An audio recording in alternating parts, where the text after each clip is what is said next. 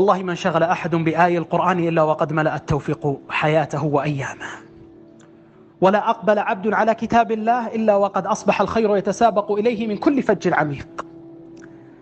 سبحان الله، وأنت تقلب صفحات التاريخ وتنظر في بعض أيام أصحاب رسول الله قبل أن يدخل في الإسلام، ثم ما إن دخل الإسلام وملأ التوحيد قلبه وانتشر دين الله عز وجل في داخل صدره، حتى أصبح الواحد منهم تاريخا بمفرده ومجدا لوحده. ما الذي أبقاه؟ ما الذي غيره؟ ما الذي حوله؟ ما الذي بدله؟ ما الذي أعلى همته؟ ما الذي جعله يشتغل بمعالي الأمور ويكره ويبغض سفاسفها؟ إلا ذاك الكتاب الذي أصبح سلواه في كل لحظات عمره. كتاب أنزلناه إليك مبارك. سبحان الله العظيم، الله يصف لنا القرآن جل وعز ويقول إنه لقرآن كريم. الكريم كلما قربت منه ودنوت إليه كلما كثر عطاؤه لك وخيره إليك. ولذلك على المرء دائما وأبدا في أيام الفتن وفي الليالي العسيرة أن يقبل على كتاب الله. قلب صفحات التاريخ جميعا وانظر إلى أهل القرآن، تجدهم الشامخون وتجدهم أنت هم المرتفعون وتجدهم هم الأعلون. بماذا؟ بكتاب الله. أرأيت قلوب الخليقة؟ والله لو جمعتها جميعا ما وجدت في قلب أحد من إجلال الله ما وجدته في قلب رسول الله صلى الله عليه وسلم. والله يقول له عن القرآن كذلك لنثبت به فؤادك.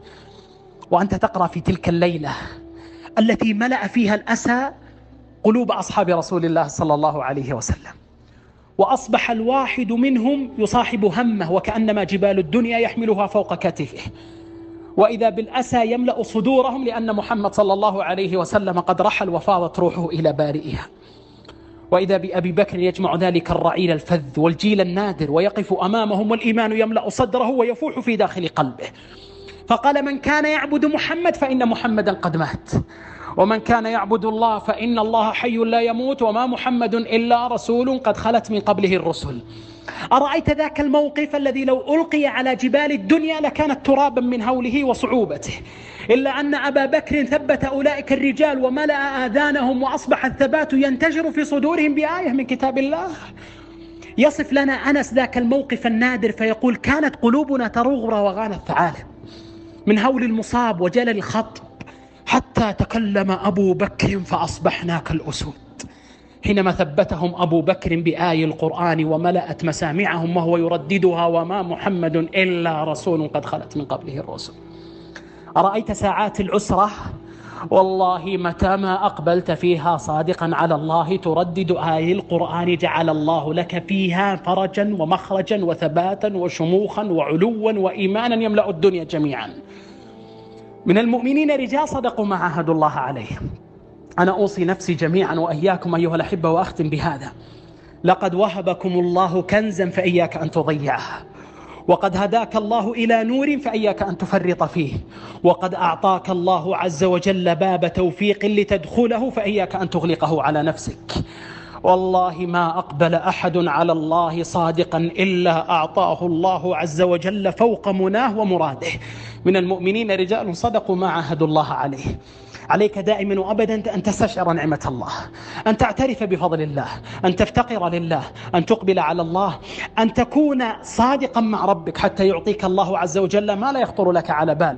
عليك أن تفر من المعاصي فرارك من الأسد. إن الذين تولوا منكم يوم التقى الجمعان إنما استزلهم الشيطان ببعض ما كسبوا.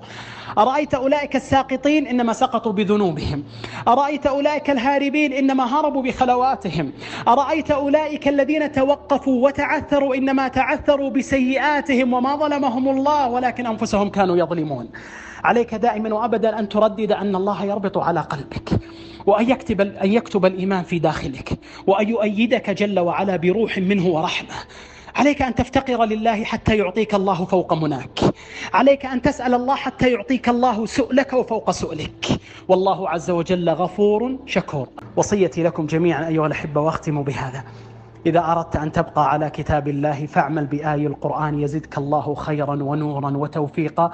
والذين اهتدوا زادهم هدى إنهم فتية آمنوا بربهم وزدناهم هدى. إذا أردت أن تبقى على القرآن فاصحب أهل القرآن فهم أهل الله وخاصته. إذا أردت أن تبقى على آي القرآن فردد وألح على الله عز وجل ليلك ونهارك وسرك وجهارك قائما قاعدا، أن يثبتك الله حتى تلقى ربك وقد رضي عنك. اللهم املأ قلوبنا خشيتك وحبك وتعظيمك، وصلى الله وسلم على نبينا محمد.